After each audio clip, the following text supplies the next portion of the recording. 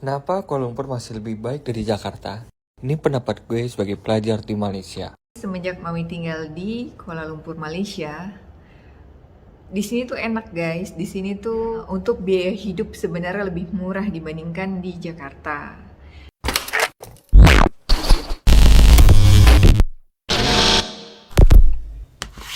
Hai, halo geng, Assalamualaikum warahmatullahi wabarakatuh.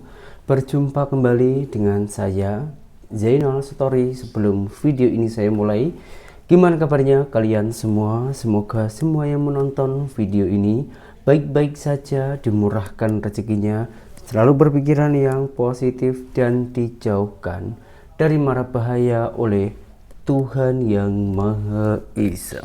Meskipun Malaysia itu sering dihina, dicaci maki oleh para netizen kono, tapi masih mendapatkan dampak ataupun fakta segi positifnya, geng.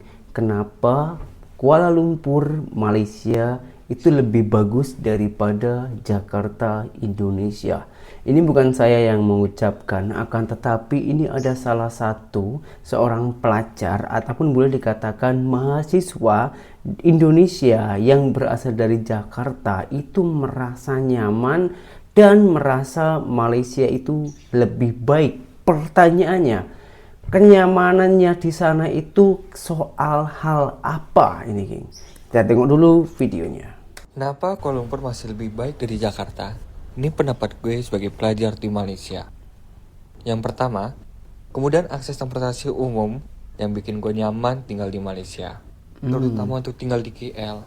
Banyak pilihan seperti MRT, LRT, monorail, dan KTM. Itu bikin gue gak bakal bingung mau kemana-mana sih. Yang kedua, harga masih terjangkau murah dan ramah bagi kantong pelajar Indonesia. Apalagi bisa dapat diskon 50% untuk apply kartu tos yang versi pelajar. Yang ketiga, mau transit dimanapun gampang. Bakal terhubung dan terkoneksi ke moda transportasi lain secara nyaman dan mudah. Next, kita bahas stasiun KL Sentral kali ya. Dan di sana itu macam tak ada pungli, geng. Memang tak ada pungli lah ya, di sana itu sangatlah nyaman. Tak ada juga tukang parking.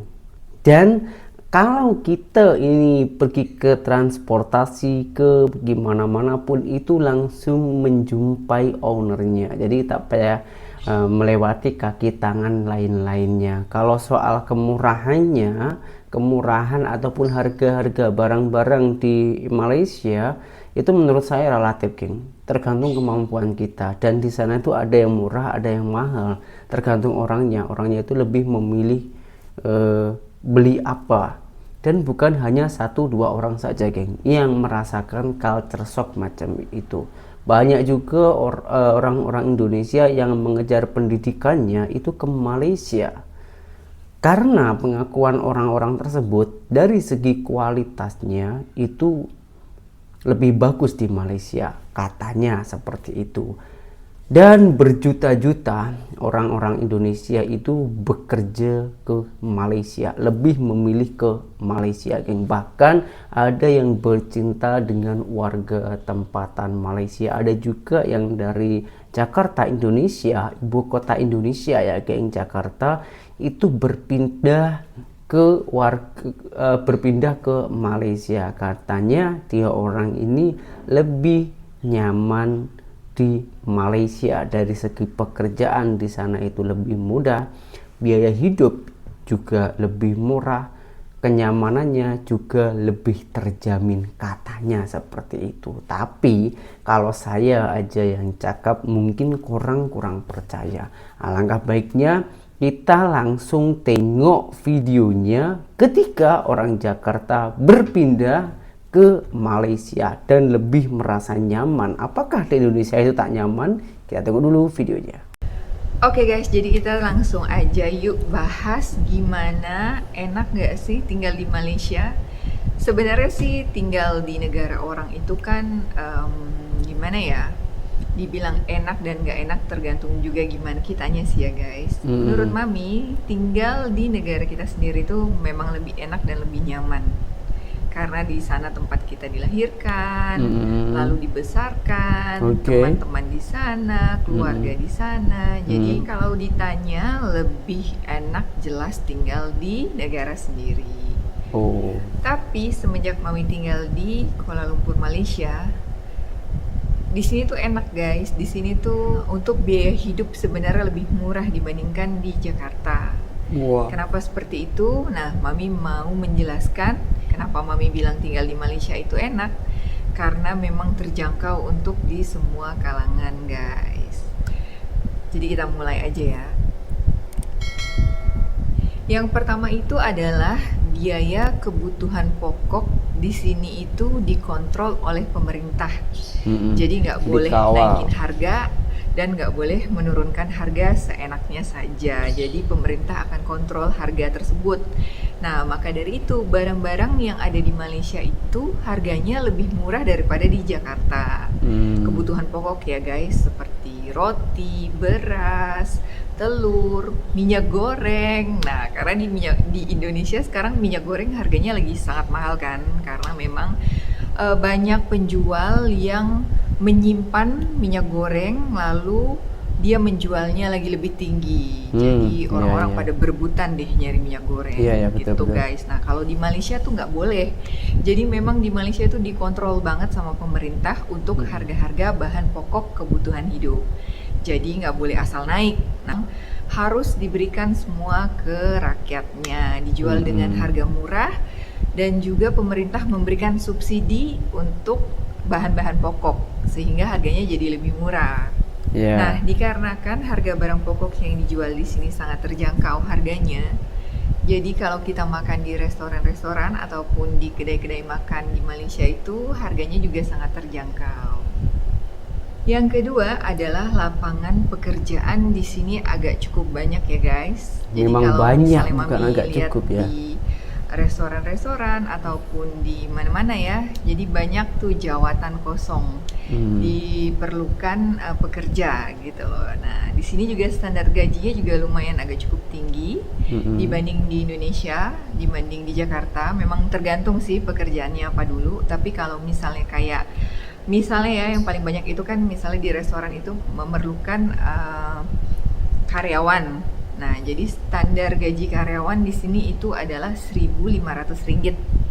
Itu basicnya, pokoknya. Mungkin kalau dirupiahkan sekitar 4.500.000 ya. Lebih lah, Nah, 5 itu jutaan. Standar gaji untuk kerjaan pelayan restoran gitu guys. Nah, kalau di Indonesia kan mungkin sekarang juga udah ikut UMR ya. UMR juga udah 4 juta ke atas kalau misalnya di Jakarta. Iya, itu Jadi Jakarta sebenarnya kurang saja. lebih, tapi di sini itu lebih banyak lapangan pekerjaannya guys. Jadi banyak orang yang mencari karyawan untuk bekerja di tempatnya.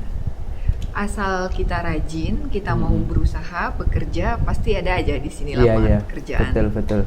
Yang ketiga, harga petrol ataupun harga bensin di Malaysia itu lebih murah daripada di Jakarta ataupun di Indonesia, guys. Betul kalau ini. Kenapa lebih murah? Karena di sini itu diberikan subsidi oleh pemerintah. Nah, kalau di Indonesia itu kan harga BBM setiap tempat itu kan berbeda. Contohnya seperti Pertamina dengan Shell itu kan harganya beda ya kalau di Jakarta. Nah, kalau di Malaysia, kalau di Kuala Lumpur itu sama aja, mau Shell, mau Petronas, itu harganya sama aja, tidak boleh beda. Misalnya ya guys, kalau di Jakarta, jadi harga petrol yang RON 92, misalnya di Pertamina itu harganya sekitar Rp9.000 ataupun 9.500 lah, karena beda-beda di setiap wilayahnya ya. Jadi kalau di Jakarta beda.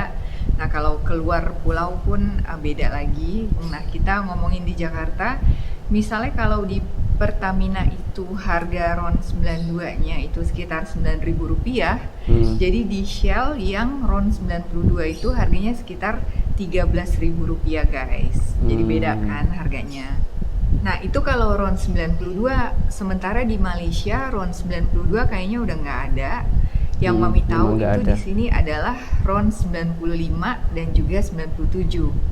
Jadi untuk yang RON 95 di sini petrol itu, bensin itu harganya Rp2,05. Jadi kalau kita rupiahin itu harganya sekitar 6.800 lah.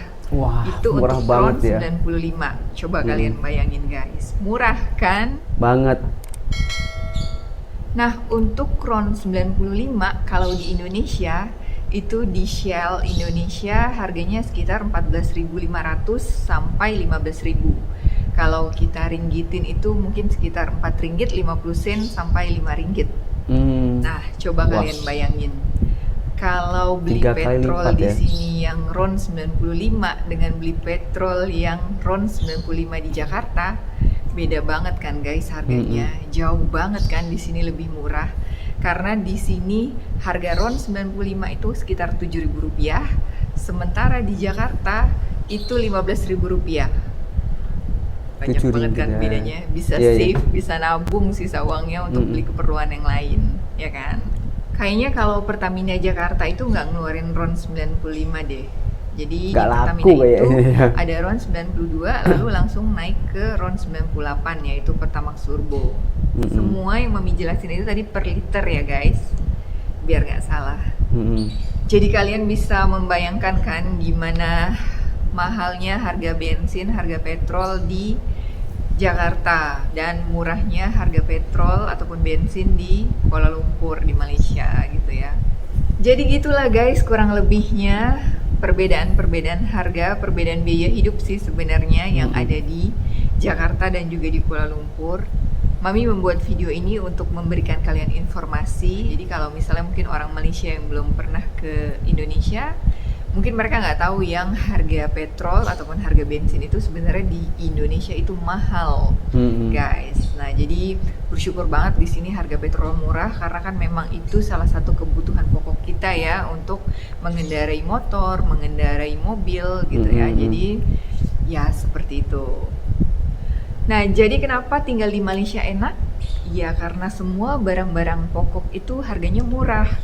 Jadi untuk kalian yang nggak tahu, yang belum pernah pergi ke Jakarta ataupun ke Indonesia, nggak semua barang-barang di sana yang dijual itu murah guys. Sebenarnya malah lebih mahal dibandingkan di sini, gitu ya. Jadi semoga video ini bisa memberikan informasi untuk kalian. Oke, siap-siap. Terima kasih. Terima kasih sudah menonton video ini, dan video ini Mami sudahi dulu ya. Karena udah capek banget nih mulutnya ngomong-ngomong terus.